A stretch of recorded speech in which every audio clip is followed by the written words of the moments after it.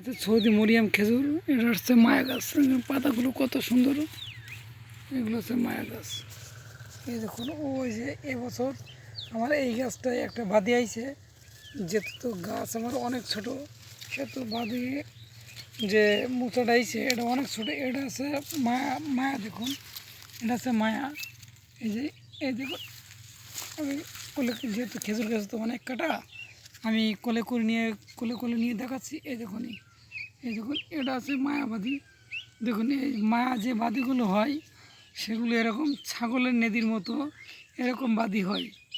যেহেতু গাছটা তো আমার অনেক ছোট, সেহেতু বাদি তো এবার দাঁড়াবে না, এ বাদি নষ্ট হয়ে যাবে। কিন্তু আশা করা যায় আগামীতে আমি বড় বাদি পাবো। এই যে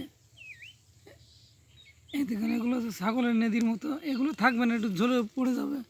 যেহেতু ঝরে পড়ে যাবে, দেখুন এই বাদিগুলো দেখুন কত সুন্দর বাদি।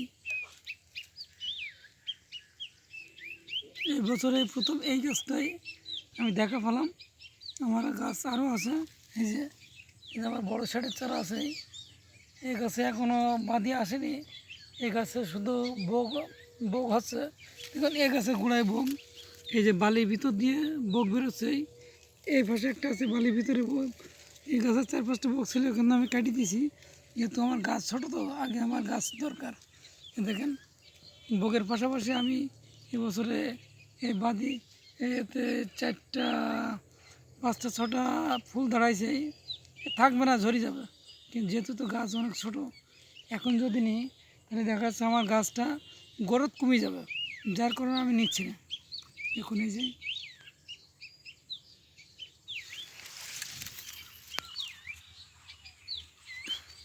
সৌদি মরিয়াম খেজুরের গাছটা, এই দেখুন, এই যে